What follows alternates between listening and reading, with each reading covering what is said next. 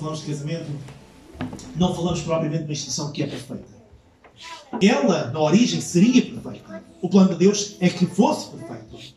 Mas, infelizmente, o casamento tem sofrido ataques atrás de ataques e não mais representa hoje, infelizmente, aquilo que Deus desenhou no início. Mas o ser humano tem tentado deformar, mudar aquilo que Deus fez perfeito no início. Amém? Amém? Amém. Eu sei que estamos a falar de um tópico um bocadinho sensível, meus queridos, mas se temos essa convicção no meio do nosso coração, já sabem como é que é o pastor Tiago, eu quero ouvir a vossa parte, está bem? Ora, muito bem. Gostava muito de começar a mensagem apresentando-vos este casal lindíssimo que aqui está. E eu não quero falhar nos detalhes, mas este casal que eu vos apresento aqui é um casal afro-americano que bateu o recorde do casamento mais longo da história. Eu não sei vocês, mas eu gostaria muito de ter a oportunidade de vos perguntar qual é o segredo? Qual é o segredo? Então, quem são eles? Na verdade, este casal e este casamento, que foi reconhecido em 2008 como sendo o mais longo de toda a história, o senhor chama-se Herbert Fisher Sr. e a esposa chama-se Zelmira Fisher. E foram casados no dia 13 de maio de 1924. 1924. Então, ficaram casados durante 86 anos e 290 dias. Irmão Sebastião, está a ouvir isto? Tome nota, tome nota. Depois lá no céu vou verificar. Então, quantos anos é que durou o casamento? Vamos lá ver. Ok? Meus queridos, isto mostra-nos que é possível ter longos casamentos, meus queridos, sabem? É possível, de facto, ter longos casamentos. E na verdade, meus queridos, lembremos que sendo o casamento uma instituição divina, o plano de Deus não era que durasse por alguns dias. E olha aqui para a minha querida esposa, não é verdade? Mas é para todo o sempre. Eu vou confessar, não vais chatear comigo se eu confessar isto, mas não. Vou-vos dizer como é que eu pedi a minha esposa em casamento. Querem? Não vou dar os detalhes, mas vou apenas dizer-vos o que é que eu lhe disse. Eu, como sou zero romântico, eu não tenho nada de romantismo em mim, eu cresci no Ribatejo, rodeado de cavalos e touros, de maneira que, digamos que o romantismo não é propriamente uma costela minha, digamos assim. Mas uma coisa que eu disse à minha esposa com toda a convicção, e ela sabe que eu estava convicto naquilo que eu estava a dizer, foi: o meu objetivo é envelhecer ao teu lado, chegar a velhinho, agarrado a uma bengala, e se não te importas, tu podes ser a minha bengala. E foi assim que eu, de facto, vi a minha esposa em casamento. E ela disse sim, portanto, deve ter resultado. Portanto, para os mais jovens, podem usar, não têm direitos de autor, está bem? Mas, de facto, este casamento durou até o dia 27 de fevereiro de 2011, dia em que o nosso Herbert, infelizmente, faleceu. E Herbert faleceu em 2011 com 105 anos de idade. E nessa altura, então, eles estavam casados então, há quase 87 anos. Zelmira diz-nos que passou a maior parte da sua vida com Herbert ao seu lado. Viveu mais 2 anos após a morte do amor da sua vida, neste caso, não é? E no início de 2013, aliás, a sua esposa, já com 105 anos também de idade, faleceu então pacificamente enquanto dormia, deixando para trás um belo legado, digamos, de amor e de compromisso na sua vida e no seu casamento. Mas é interessante que, pouco antes de o próprio Herbert ter falecido, que ele já se vê com uma certa idade, alguém lhe perguntou então qual foi o segredo de ter chegado tão longe. Eu vou-vos citar exatamente, vou-vos mostrar exatamente o que ele disse. Ele diz algo como isto. Ele diz, aconselhando, neste caso, os mais jovens e até a sua própria família, ele diz: lembrem-se que o casamento não é uma competição. Nunca mantenham a pontuação. Ou seja, não é uma competição entre o esposo e a esposa a dizer quem é que marca mais pontos e quem é que marca menos pontos, para dizer que somos melhores do que o outro. E depois ele diz: Deus colocou-vos aos dois juntos na mesma equipa para vencer. Amém. Meus queridos, eu gostei imenso desta... É uma longa entrevista, mas esta frase para mim, esta pequena citação dele, para mim marcou-me pessoalmente. Amém. Sabe, meus queridos, muitas vezes nós competimos demasiado e fazemos braços de ferro dentro do nosso casamento, sem compreendermos que a vitória da esposa ou do esposo é a vitória dos dois. Amém. E essa é uma das razões pelo qual hoje nós temos que reconhecer que esta não é a norma. Infelizmente não é a norma. Quando vemos o que vai acontecendo ao nosso redor, vemos profundas e marcantes diferenças no que toca ao casamento. Eu tinha aqui um pequeno estudo que eu estava a ler há pouco tempo que falava sobre tempestades conjugais e o divórcio. E este estudo diz que as famílias vivem uma das maiores crises da sua história. Nos Estados Unidos apenas, de cada 6,9 casamentos, para aqueles que sabem, os Estados Unidos é um país religioso, cristão, protestante, não é verdade? Até com um certo conservadorismo religioso, não é? Diz-nos nos Estados Unidos, de cada 6,9 casamentos, 2,9 terminam em divórcio. Agora, qual é a razão por trás destes números alarmantes que nós vemos aqui? O mesmo estudo diz que uma das razões é exatamente aquilo que está aqui: demasiado conflito e argumentação. Isto é algo que 57,7% dos casais que se divorciam se queixam. Então, diz-nos o mesmo estudo que os participantes da pesquisa revelaram que os seus conflitos não foram resolvidos com calma ou eficácia e só pioraram com o tempo. E eles relataram o seguinte: que os problemas de comunicação aumentaram em frequência e intensidade ao longo dos seus casamentos, que às vezes pareciam coincidir com sentimentos perdidos de conexões positivas e apoio mútuo. Ou seja, meus queridos, por outras palavras, falharam redondamente em conseguir resolver os seus problemas. Entraram em conflito, em vez de fazer aquilo que o Herbert disse que nós vimos mais cedo, não é? Que fazia fazer uma equipa para derrotar um mal comum, digamos assim. É interessante, muitas vezes, entre os casais, o inimigo ou o problema torna-se o esposo ou a esposa. E não somos capazes de ver que o problema ou o inimigo a bater é um inimigo comum aos dois. E como a minha esposa dizia esta manhã, unidos somos mais fortes. Amém? Amém. Unidos somos o quê? Mais fortes. Mais fortes, amém. Aleluia. Então, porquê é que tantos casais acabam, então, por falhar? Às vezes, o fracasso não se torna público. As feridas não são mostradas à sociedade, aos amigos e, digamos que mesmo, até mesmo à igreja. E os casais chegam ao casamento com um sonho. Com o sonho de serem felizes. Ninguém vai para um casamento a pensar, estou desejoso de ser infeliz. Não é? Mal seja que quando alguém pensa dessa forma, não é verdade? Mas desses casais, a maioria chega ao altar apaixonado, mas no entanto acaba na separação, na infelicidade. E estes dados, meus queridos, provam que para encontrar a verdadeira felicidade no casamento, não basta apenas querer ser feliz. Não basta apenas estar apaixonado. Porque se dependesse apenas disso, a grande maioria dos casamentos teria sucesso. Por isso, em particular para os nossos jovens hoje, meus queridos, não se deixem apenas levar por emoções, mas acima de tudo deixem-se guiar por um assim diz o Senhor. Amém? Deixem que seja o Senhor a guiar a vossa vida e vocês vão certamente encontrar o sucesso mais cedo ou mais tarde. Então, porquê é que eles não têm estes lares felizes? Porquê é que não há esses casamentos felizes? Porque será que a grande maioria não consegue realizar esses sonhos com o qual arrancam para um casamento? Todos nós estamos lembrados daquele que foi provavelmente o casamento mais caro da história. A altura que eu vi este estudo, dizia que de facto este era ainda o casamento mais caro da história. Se eu vos disser o casamento mais caro da história, o que é que vos vem à mente? Alguém quer dizer? Não podes dizer, também vamos. O que é que vos vem à mente? Lembram-se de um casamento que foi visto por milhões de pessoas e tudo mais? Exatamente. Estão a ver como sabem? O casamento mais caro de sempre, Príncipe Carlos e Diana. Quem é que ainda se lembra de ver o casamento na televisão? Pelo menos algumas imagens. Viram? Ok. Um casamento onde se gastou milhões, literalmente. Aliás, tenho aqui os valores. Não caiam para o lado, mas estão sentados, não podem cair para o chão, não é?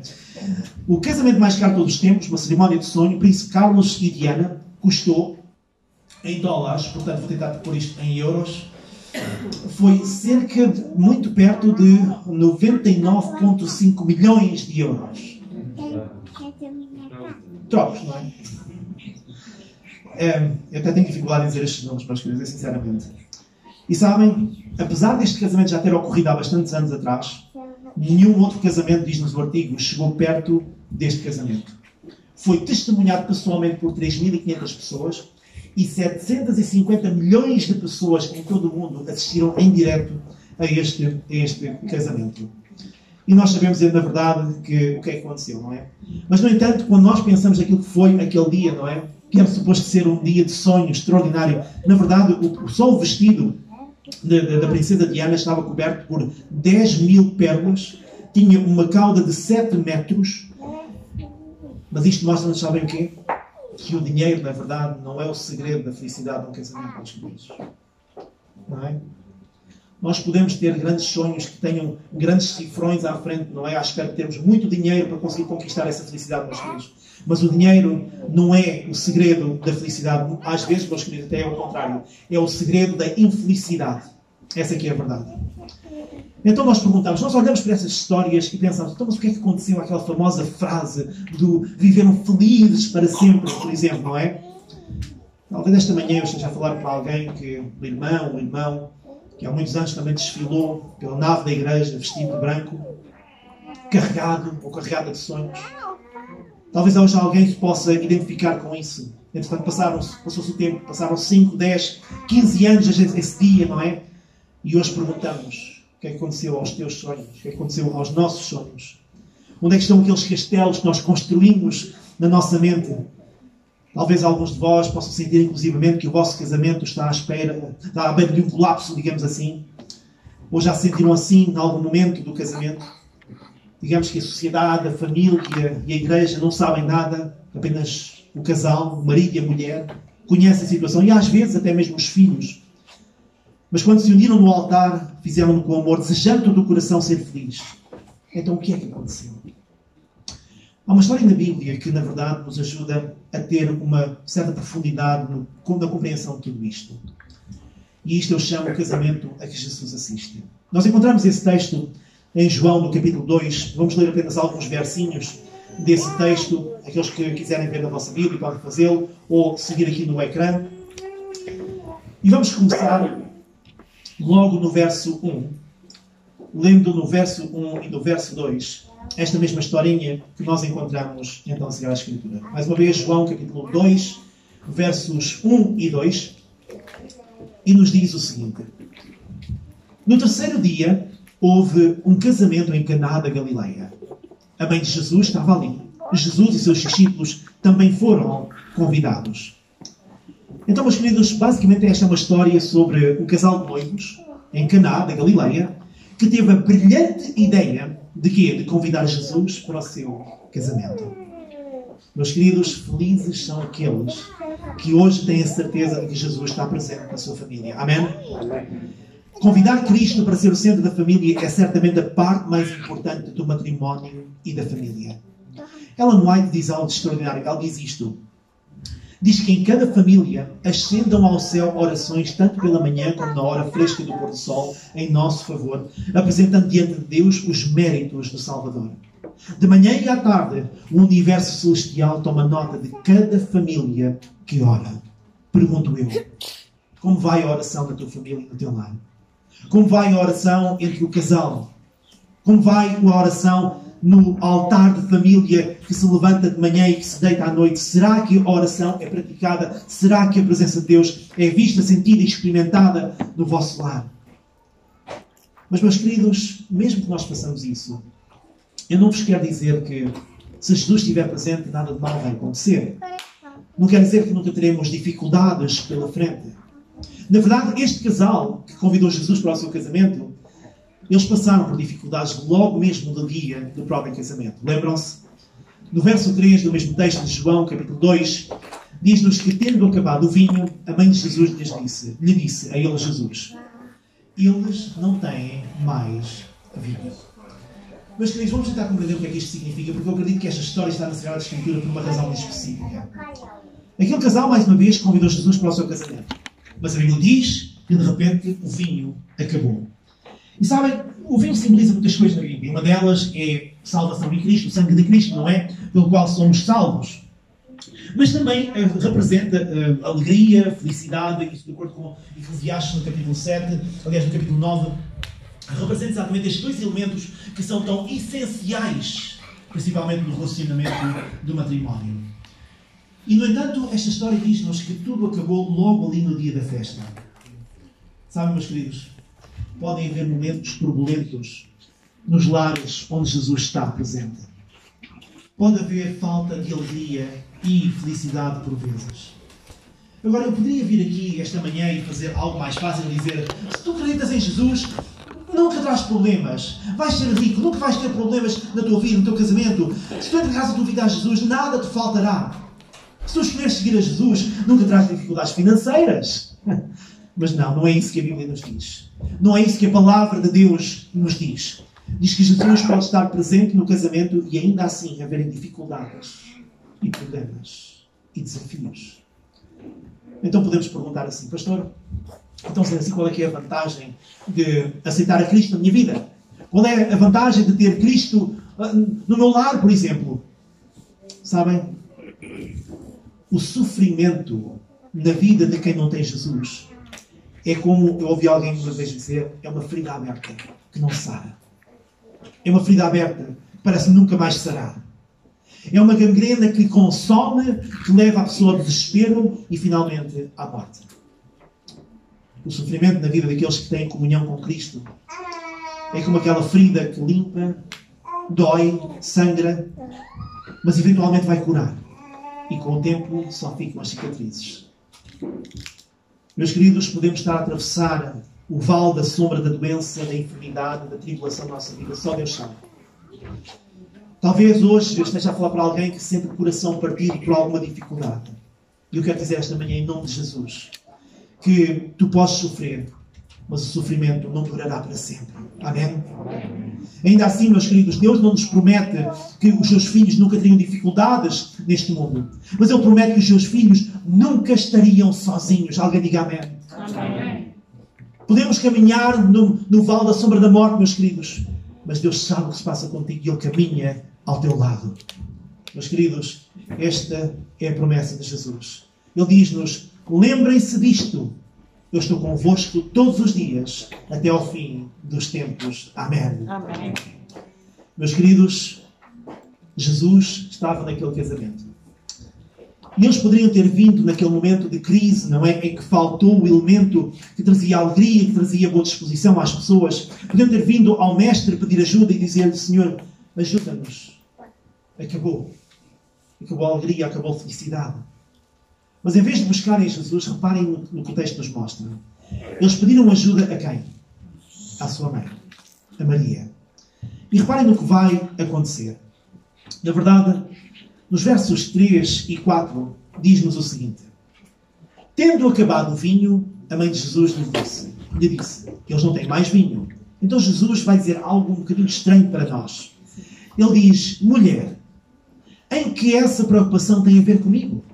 Ainda não é chegada a minha hora. Sabem, eu gosto muito desta tradução. É uma tradução muito antiga, que é baseada numa tradução inglesa muito antiga.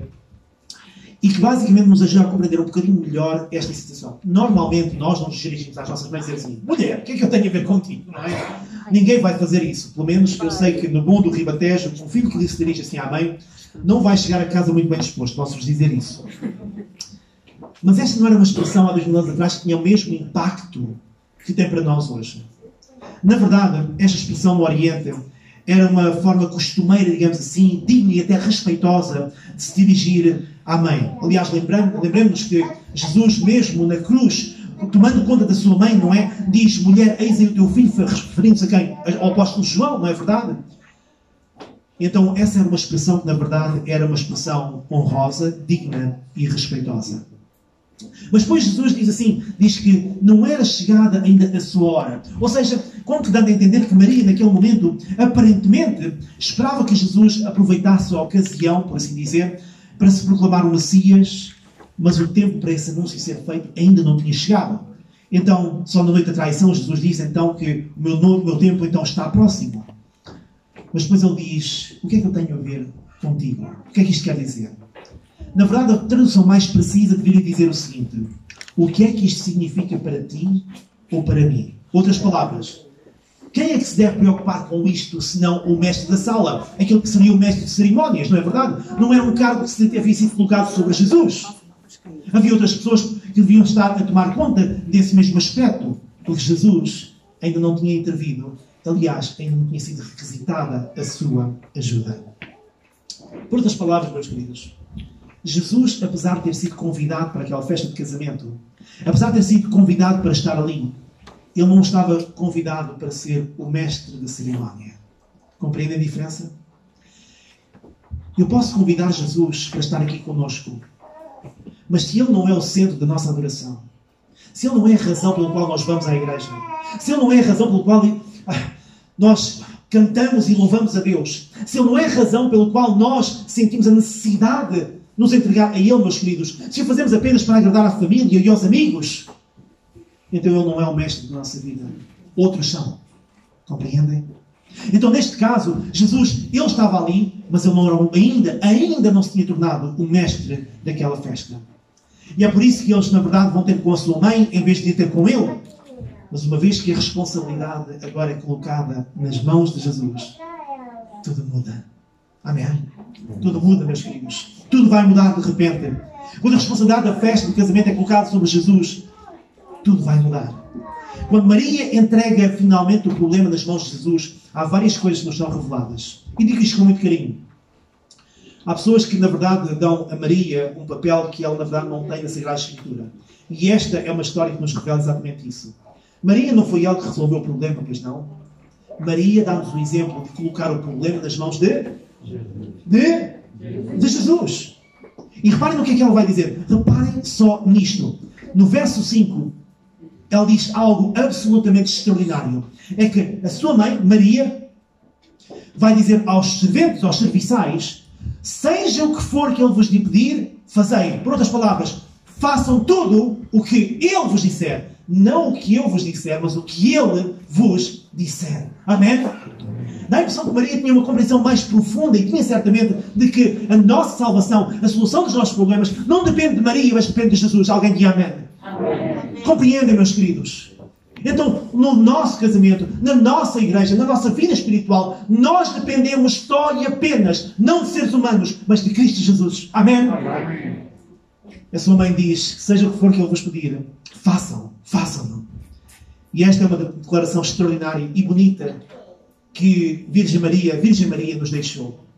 Se Ele lhe disser para ir para a direita, vão para a direita. Se disser para ir para a esquerda, vão para a esquerda. Mas, por favor, não tentem mudar o que Ele ordenou. Façam o que Ele vos diz para fazer. É aquilo que Maria diz. Então, meus queridos, em Caná da Galileia, os homens estavam finalmente dispostos a obedecer a Jesus. E sabem o que é que aconteceu? Vamos continuar a ler. Versos 6 e 7. Versos 6 e 7. Diz-nos que estavam ali 6 jarros de pedra que os judeus usavam para as purificações. E cada um levava 2 ou 3 metretas. Jesus disse aos serviçais, enchei os jarros com água, e os encheram até à borda. Para aqueles que não sabem, esta é uma palavra bem estranha. Metretas corresponde a uma medida grega antiga que correspondia mais ou menos a cerca de 40 litros. Okay? Portanto, estes eram jarros bastante grandes, bastante altos, e ao qual Jesus deu a ordem para encher com quê? Com água. Agora, reparem no seguinte, o que é que estava a faltar no casamento? Vinho. O que é que Jesus disse para pôr dentro das vasilhas? Água. Ponham-se no lugar daqueles serviçais. Nós podíamos imaginar que os serviçais ouviam as ordens de Jesus e Senhor, tu não compreendes o nosso problema, pois não. Não nos falta água. Falta-nos vinho. Senhor, como é que tu nos dizes uma coisa destas? O nosso problema não é a falta de água, é a falta de vinho. Mas o que é que Maria tinha dito? Façam tudo o que Ele vos disser para fazer. Amém? Amém. Eu posso imaginar aqueles homens meio incrédulos, não é? Perante a ordem que o Senhor Jesus lhes deu, não é? Encheram os potes com água, olharam para os potes e ainda tinha água lá dentro. Nada mudou, era água. Ele disse água e havia água dentro dos potes. Mas não era a água que eles precisavam. Não era a água que eles estavam a pedir. Era algo diferente. Mais do que isso. Jesus, no verso 8, vai dizer isto. Então lhes determinou: tirai agora e levai ao mestre-sala. E eles o fizeram. Ou seja, Jesus parece que vai na contracorrente. Até agora parece que não está a responder à oração ou ao pedido daqueles homens. Eles pedem vinho. Jesus diz, ok, encham com água. E mais do que isso, levem agora a água a quem? Ao chefe, ao mestre-sala, ao mestre de cerimónias, aquele que era responsável por tudo o que acontecia no casamento. Talvez aqueles homens naquele momento pensassem, bom, Senhor, nós obedecemos até agora, mas não podemos continuar. Porque servir água em vez de vinho numa festa destas é a maior humilhação que um anfitrião pode passar. É uma humilhação para nós. É um falhanço completo. Vai ser um falhanço para este casamento, para este relacionamento. As famílias vão ficar revoltadas. Vai ser terrível. Sabe, meus queridos, talvez não compreendamos a 100% aquilo que isto representava como problema ou como um desafio para este casal. Naquela época, se um casal fizesse uma festa de casamento e ficasse sem vinho, seria a maior vergonha que uma pessoa poderia experimentar. Deixa eu partilhar convosco rapidamente 2 comentários de 2 teólogos que falam um pouquinho sobre isto. E um deles diz assim, diz que deixar de prover adequadamente para os convidados envolveria o quê? Uma desgraça social. Ou seja, iam ser reconhecidos e lembrados como aqueles que casaram e não tinham nada para dar aos convidados. Ok? Nas comunidades, diz ele, nas comunidades estreitamente unidas nos dias de Jesus, um erro destes nunca seria esquecido e assombraria o casal recém-casado por toda a vida. Era quase como, digamos, uma maldição sobre o casal. Compreendem? Era muito sério. Um outro comentador diz assim, ficar sem vinho seria quase o equivalente a admitir que nem os convidados, nem os noivos estavam felizes. Ui. O dia de felicidade, o dia da paixão, tudo isso, não havia nada.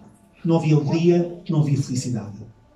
Então, meus queridos, quando nós lemos esta história, e eu espero que da próxima vez que lerem esta história em João capítulo 2, compreendam que esta é a história de um casal que está à beira da vergonha e da desgraça e que precisam urgentemente de um milagre divino. Talvez hoje aqui alguém nesta igreja, ou lá em casa, ou ouvir lá em casa, sinta exatamente que precisam urgentemente de um milagre divino. Podem sentir que estão à beira do colapso total. Eu quero dizer em nome de Jesus que Ele sabe aquilo que tu precisas. Ele pode responder ao teu anseio. Amém? No verso 9 do mesmo texto, 9 e 10, diz-nos o seguinte. Diz-nos que, tendo o mestre-sala provado a água transformada em vinho, não sabendo de onde viera, se bem que o sabiam os serventes que haviam tirado a água, chamou o noivo. E lhe disse, todos costumam pôr primeiro o bom vinho, e quando já beberam fartamente, servem o inferior. Tu, porém, guardaste o bom vinho até agora. Vocês não compreenderam ainda, pois não? Deixa-me te explicar. Porquê é que Jesus agiu desta forma? Meus queridos, isto é uma história que serve de analogia para todos nós. Tu hoje podes sentir que estás a passar por grandes dificuldades na tua vida. Podes sentir que a tua vida está de ruínas. Podes sentir que não há mais direção a tomar na tua vida. Aquilo que Jesus te diz através desta história é que o melhor ainda está para vir no fim. Há muitos, meus queridos, que passaram a vida toda a sofrer, mas um dia vão se alegrar junto de Cristo. Há muitos que na vida vão passando por esta dificuldade e por tormentos autênticos, pelo problema da rejeição no lar, pelo problema da rejeição pela família, tudo isso. Mas um dia vão compreender o que é aceitação de parte do Reino do Universo, Jesus Cristo. Há muitos que não sabem o que é felicidade nesta vida. Tantas são as dificuldades. Um dia vamos vê-los a regozijarem-se debaixo da árvore da vida com Cristo e com os santos anjos. Meus queridos, eu quero dizer hoje, em nome de Jesus, que o melhor está guardado para o fim. O melhor está guardado para o fim. Quando Jesus voltar, sim. Não sabemos quando é, não sabemos. Sabemos que estamos lá quase, sim sabemos. Estamos próximos, estamos muito próximos. Mas, meus queridos, o que importa é lá estar. A única coisa que importa é estar lá. A única coisa que importa é preparar-nos para verdadeiramente desfrutarmos para aquilo que Jesus sonha para ti e para mim. Então, meus queridos, eu pergunto, porquê é que Jesus então ordenou que enchessem os vasos com água? Porque aqui, meus queridos, também está a participação humana. Às vezes há pessoas que pensam que o milagre acontece apenas porque nós nos sentamos à espera da intervenção divina. Pode acontecer. Mas na vasta maioria das vezes, Deus também espera a nossa própria cooperação. E porquê? Porque Deus não pode forçar ninguém, mas Ele pode transformar a tua vida, se tu assim o deixares. O que Ele não pode fazer é entrar no teu coração, na tua casa, no teu casamento, sem a tua permissão. Então, meus queridos, o apelo desta manhã é simples e é direto. Que possamos dar permissão a Cristo de entrar no nosso lar. E o que é que isso significa, meus queridos? Significa dar-lhe prioridade. Significa, em vez de fazermos as nossas próprias escolhas, perguntarmos, Senhor, será que isto é da tua vontade? Será que este elemento é da tua vontade? Será que é da tua vontade que nós façamos as coisas desta maneira? Será que é da tua vontade que nós tenhamos este alimento na nossa mesa? Será que é da tua vontade que nós desfrutemos do nosso tempo em família usando um entretenimento que se calhar não te honra? Seja filmes, seja música, seja videojogos, seja o que for, meus queridos. Sim, porque essas coisas, quer nós queiramos, quer não, podem empurrar Cristo para fora da porta do nosso lar. Então, meus queridos, quando nós falamos sobre estas coisas, meus queridos, abramos o coração para Ele entrar. Mas permitamos que a sua vontade aconteça na nossa vida. Amém? Amém. Por outro lado, meus queridos, quero-vos dizer que não importa quão longe já foste. Não importa. Importa voltar para Ele. Importa dar-lhe finalmente a prioridade na tua vida e na vida do teu lar. Importa dizer-lhe, Senhor, eu preciso desse milagre. E eu acredito que tu me vais dar esse mesmo milagre. Sabem, eu gosto muito de história. E há muitos anos atrás, aqueles que gostam de história também, em 1488, os navegadores portugueses tiveram grandes dificuldades em contornar esta zona aqui da África do Sul. Lembram-se? Para aqueles que gostam de história. Para aqueles que eram os navegadores, havia muitas histórias na altura. Como o mar era muito turbulento naquela região, havia muitas lendas. Havia lendas de um famoso monstro marinho, não é, que se levantava, não era o famoso Adamastor, não é? Outros acreditavam que era o fim do mundo. Se continuassem a navegar, desapareciam, não é verdade? Muitas histórias haviam. Mas sabem, é muito interessante que apesar de todas essas crónicas, nós vamos descobrir algo extraordinário. Aquilo que em tempos foi chamado de o Cabo das Tormentas, passou a ser chamado mais tarde o Cabo da Boa. O Cabo da Boa. Talvez alguns de nós estejamos familiarizados com o Cabo das Tormentas na nossa vida, não é verdade? Mas, meus queridos, com Cristo, o Cabo das Tormentas pode se tornar o Cabo da Boa Esperança. Quando a Cristo é dada a prioridade na nossa vida, Ele pode unir os corações que estão desafeiçoados. Ele pode unir os corações que estão desfeitos. Ele pode reconstruir o casamento. É verdade que nem sempre é possível. Há casos em que não é possível. É verdade. Mas para aqueles que, na verdade, desistem demasiado facilmente, eu quero dizer, Cristo ainda tem uma solução para ti. E é nessa esperança que nós nos apegamos, meus queridos. É na esperança daquele que pode verdadeiramente reconstruir a nossa vida de que nós nos apegamos hoje, determinados, porque construímos não para esta terra, não para esta vida, mas construímos para a eternidade. Amém? Então que esta possa ser de facto a nossa experiência, a minha experiência e a vossa experiência, em nome de Jesus. Amém. Amém.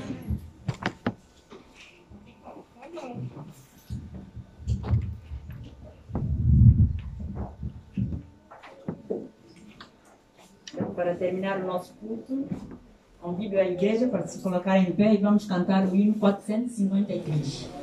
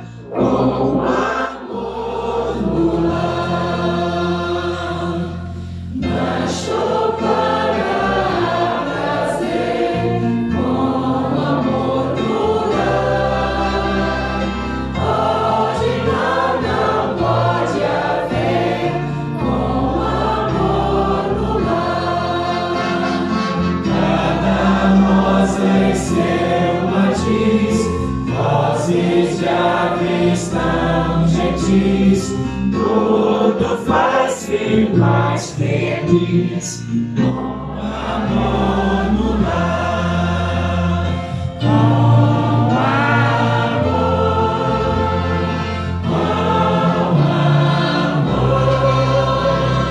não há dor, não há pesar, com amor no lar. Meu Jesus, que eu seja teu, dá-me amor no lar, faz-me renunciar ao eu, faz-me mais amar. Vida mais feliz terei, de estar aos pés do Rei, sempre andar em sua lei, com amor no lar,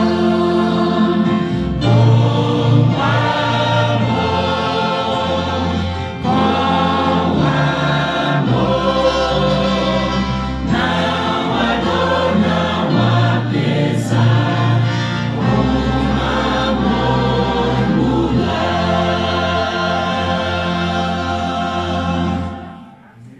Oremos, meus filhos. Santo Deus, Santo Pai, hoje reconhecemos perante Ti, Pai querido, que temos desafios na nossa vida, Senhor. Temos grandes problemas, grandes desafios, grandes fardos que muitas vezes carregamos na solidão do coração, Pai querido. E muitas vezes há lágrimas que são vertidas entre nós, Senhor, que só Tu conheces. Pai querido, esta manhã, Senhor, suplicamos-Te que o milagre do casamento em Cristo possa ser verdadeiramente sentido nos lares da Tua Igreja, Senhor. Pai querido, por favor, visita cada um de nós, Senhor. Ajuda-nos a construir um altar de honra nos nossos lares, Pai querido, para que cada lar seja uma extensão da Igreja, para que cada lar seja de facto um templo onde Tu és bem-vindo, onde a visita dos Teus anjos é vivida, sentida, Senhor. Pai querido, precisamos tanto de Ti, Pai. Senhor, que nós compreendamos também que a santidade do lar é também o reflexo daquilo que nós vivemos na Igreja, Senhor. Por isso, ó Pai querido, toma-nos nas Tuas mãos. Influencia-nos, ó Pai, para que cada passo que seja dado, cada decisão que seja tomada, seja em favor daquilo que Tu desejas para a nossa vida, Senhor. Que o Teu plano seja cumprido nas nossas vidas, Senhor. Por isso, ó Pai querido, hoje invocamos mais uma vez a bênção sacerdotal sobre cada um de nós, Senhor. Que o Senhor te abençoe e te guarde. O Senhor faça resplandecer o seu rosto sobre ti e tenha misericórdia de ti. O Senhor sobre ti levanta o seu rosto e te dê paz hoje e para sempre. Em nome de Jesus. Amém.